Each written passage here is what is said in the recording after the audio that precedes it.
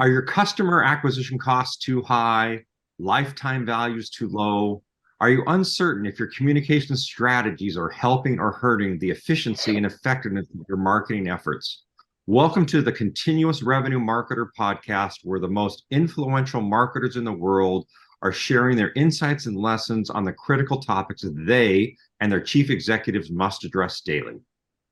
How to drive consistent business growth by delivering more revenues through profitable acquisition and customer lifetime value maximization strategies. You'll hear today, by listening to this podcast, the actual strategies and tactics our experts are using to achieve these critical missions. Hi, I'm Russell Kern, and I'm the CEO and founder of Kern and Omnicom Agency. I'm joined by my co-host and producer, Elliott Dennis, and today it is with great honor I am able to introduce a very special guest, Mr. Paul Guyardo.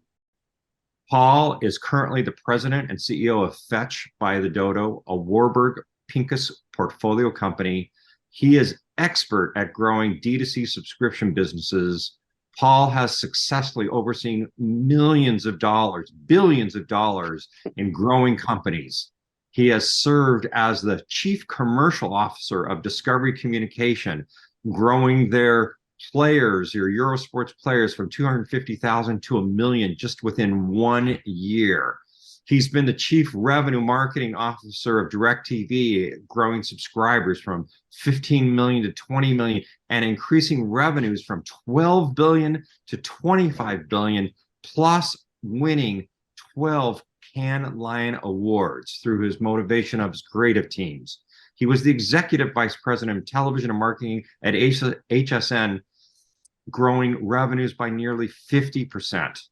But most importantly, I have had the personal privilege of working with Paul as one of his agencies, helping him grow DirecTV. And I can say there was not a meeting when I did not learn a critical lesson about marketing or leadership by watching Paul in action. And so, Paul, I want to thank you for being with us today. And you are working in one of the most fun businesses. Yeah. Let's talk about pets. Okay. Well, hi, How about your pet? It's so great to reconnect with you again after all of these years. And thank you so much for inviting me to your podcast. I think it's really, really great what you're building here. Thank you so much, Paul. So do you have Honcho, I think is the name of your dog, right? Can you Yes. tell our listeners a little bit about Honcho? Honcho, pronounced Honcho like the rapper, Huncho, is half Shih Tzu, half Bichon. So they call it a Shizon. And it's a little designer mixed breed. This was actually my son's big idea when he was a sophomore at Northwestern. He decided that he was going to get Honcho with his roommate and 2 young women. And the 4 of them were going to take care of this dog together. And so one young woman dropped out to go back to LA to start a career as an actor. And then the young man and the young woman that were left became boyfriend and girlfriend. So they didn't want to deal with the dog. So before you knew it, it was my son and Honcho. And he did a wonderful, wonderful job of training the dog and caring for the dog. But, you know, Northwestern's a pretty tough school. And after about a quarter or 2, he's like, Dad, I can't handle it. So I call Vicky and me, we are the grand pet parents, if you will, of Honcho. And so it's a little dog with a big name. And he's just been great. He's 5 years old and we just love him. That's wonderful. And, you know, that's what parents do, is we catch our children's pets and raise them and take care of them until the children can take them back. So I know that story. So Paul, exactly right. You've had such a tremendous career. And I thought it'd be much better for you if you would kind of share your summary of your journey from when I first met you at CMO at DirecTV, and then going on now to be the CEO of Fetch. How would you summarize your journey? Well, I say I'd always had a love for television. And I graduated Northwestern with an undergraduate degree in radio, TV, film. And CNN had just launched. 3 years before I graduated. These were the early days of cable. CNN launched in 1980, and I graduated in 1983. And I really wanted to work at CNN, but entry-level salaries started at $13,000 a year. And Oh my. and my father would not allow me to take the job. He's like, there is no way I'm going to allow you to take a $13,000 a year job after we've just spent $40,000 to send you to Northwestern. Now, can you imagine getting a 4-year degree at a top 10 school for $40,000? But that's another story. So anyway, That's long another story story. short, right, I went into advertising because it paid better. But I never ever lost my passion for TV. In fact, I had really thought I found my calling when I saw this character, Miles Silverberg. I don't know if you remember the hit show Murphy Brown, but he was a character on Murphy Yes. Brown. And now this is like 1988. And, on the show, he was this young producer and not much older than me. And he was producing this live news magazine show. And I'm like, that's it. That's what I want to do. Well, it took me another 8 years. And then Barry Diller gave me a really big break and took a chance on me. He hired me to be the head of marketing and television at HSN. It was a challenging but extremely rewarding 8 years working with him, followed by a decade at DirecTV, and finally at Discovery, where we took the company from B2B to direct to consumer, launching their very first streaming apps and the groundwork for what is today Discovery Plus. So all in all, I was in media for over 20 years. After Discovery, I honestly thought about hanging it up, about retirement. It had been just an absolute amazing journey. But after crawling the walls for like 6 months and driving my incredible wife, Vicky, absolutely crazy, I realized that I wanted to get back out there. And so a friend introduced me to Fetch, and it had a different name at the time, but Pet Plan, but it's Fetch. And I decided to give it a shot. And it's been a wonderful 4 years so far. So let's just talk about that for a second. You had many opportunities given your skills, your talent. What was it about Fetch that said, this is my next chapter? Well, I think the short version is that I took a chance on Fetch, and Fetch took a chance on me. If you think about it on paper, I wasn't the obvious person to lead this business. This is in the insurance space, and I did not come, as you know, from the insurance industry. But look, we both decided to take a chance on each other.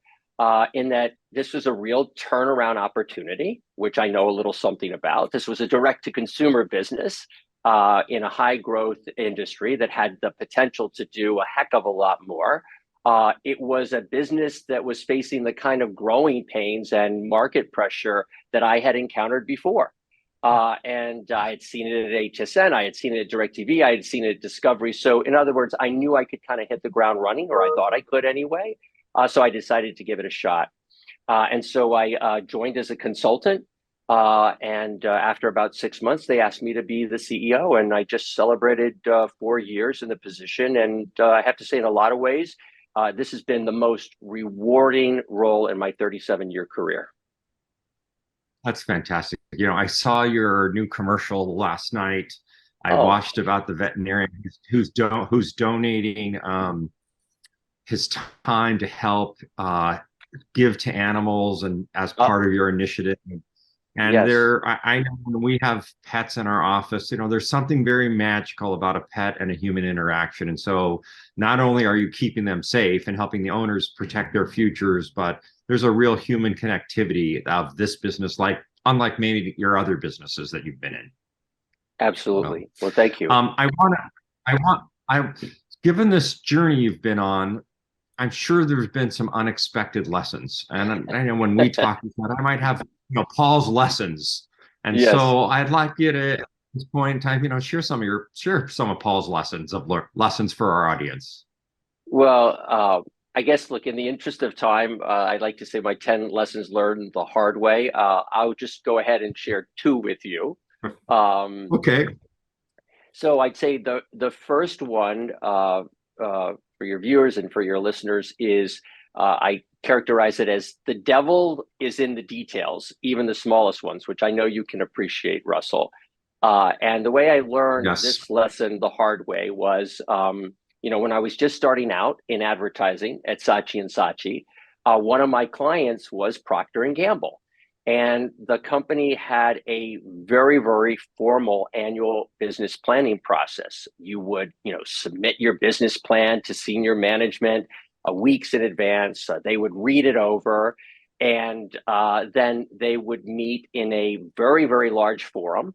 And we would all meet in a very large forum, and they would ask you questions about the business plan that you had just submitted just a week before. And but here was the catch. You didn't know what questions they were planning to ask. So you had to be prepared to answer everything and anything. And every answer needed to have some sort of backup slide that you would present on a screen in front of the entire room.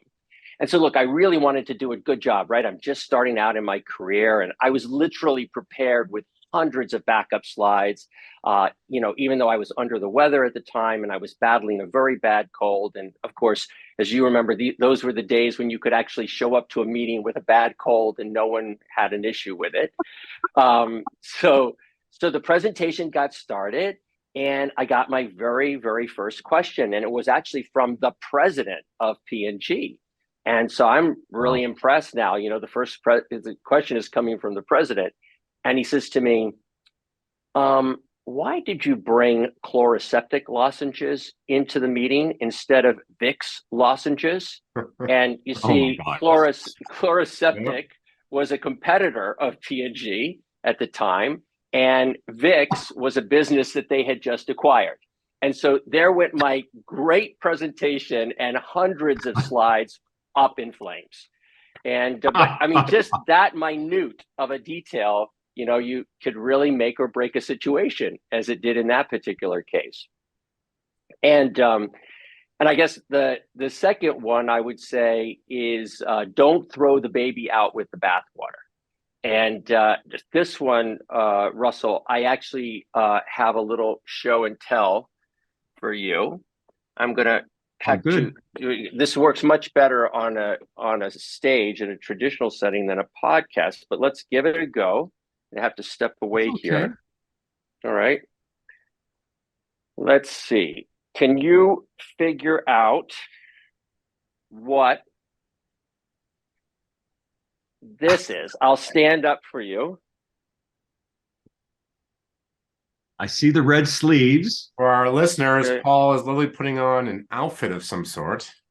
Okay. Can you figure this out, Russell? It looks like a magician's outfit. I can't tell. Or a henchman. Okay, see, you would be, I'm going to stand up. Okay. All right. You can't tell what this is? Like classify that as a poncho? I'm not sure. Okay, I can't tell. This is the original prototype for what was ultimately marketed as the Snuggie. Remember the Snuggie?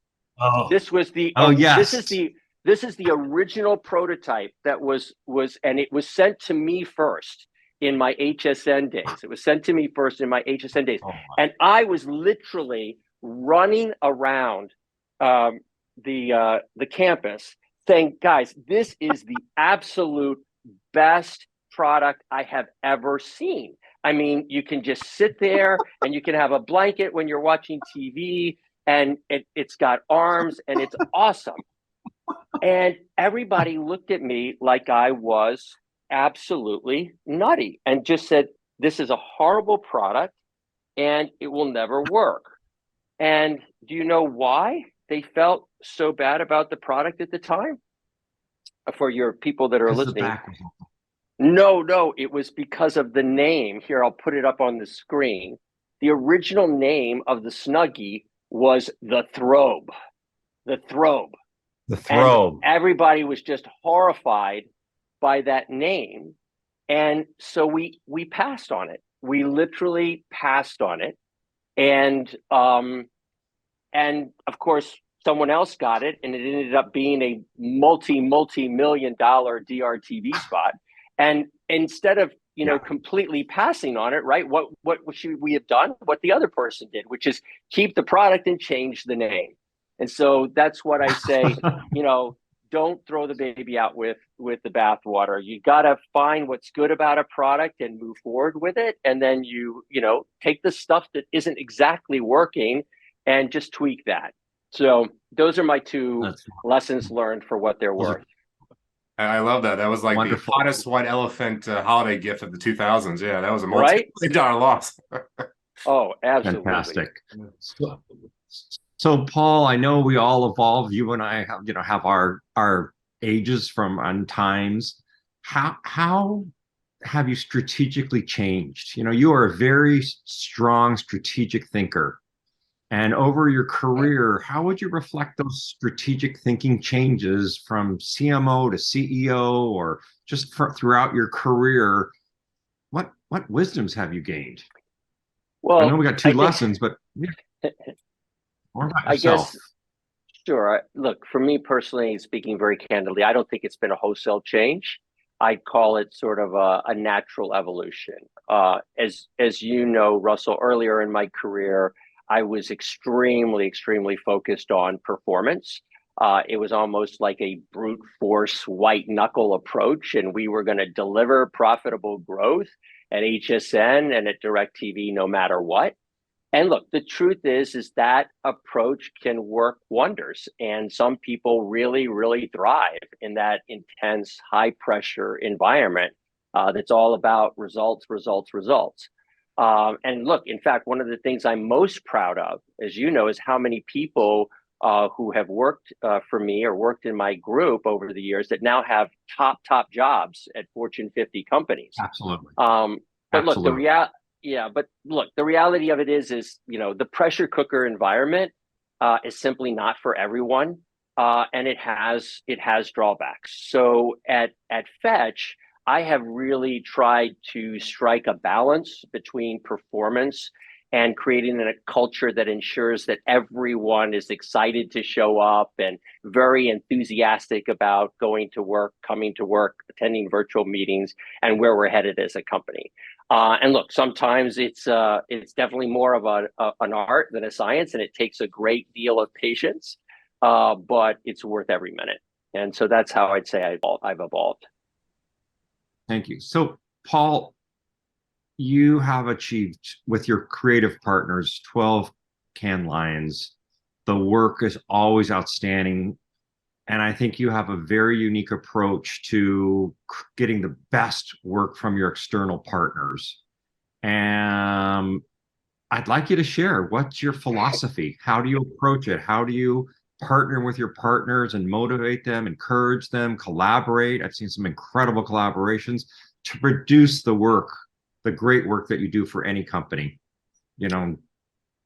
Yeah, I think that's a great question, Russell, because I'm sure a lot of your listeners and viewers actually work with external agencies. And I would say the secret to success is external agency partners should never feel or be treated like they are external.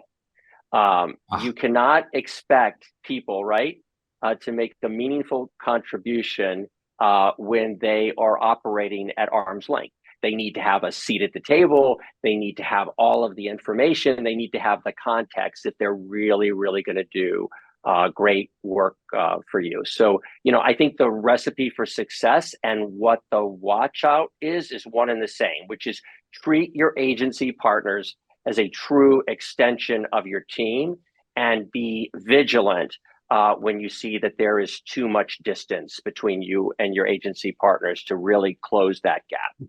That, to me, has been sort of the fundamental key to our success with external partners. And I have been witness to it in action and can say absolutely. I do. So I want to go one more deeper is when creative is presented to you. Okay, you had the Snuggie, right? And people threw that away. So creative concepts come to you. How do you evaluate them with your partners? How do you have an instinctive sense of what you like? Do you have a discussion debate? Do you like to use testing? How do you work with those partners to determine this is the right one for the brand? This is the one that's going to break through. This is where I want to invest my time and resources. The the the strategy statements, as you would call it, or the sheer value proposition, like what it is you're trying to sell. What is the consumer benefit for that new HD DVR that we used to launch, or what is the consumer benefit of HD and picture quality? I have always tested those with qualitative and quantitative testing to make sure that the benefit that we are communicating to consumers is one that's really, really going to resonate, that people are like, oh yeah, I want that. So we do heavy testing of the strategy statements, if you will, or the value props. But then when those value props are given to the creative team and they are put into a creative envelope, if you will, whether that envelope is in the form of a 30-second TV commercial or now on social media, whatever the envelope, if you will, that we just do on judgment. I have been very, very fortunate to work with some incredibly talented people, and they bring the work, and we look at it, and we go, and that part we do on judgment, because I find that if you try to take a creative concept and test that, everybody is going to have a different opinion.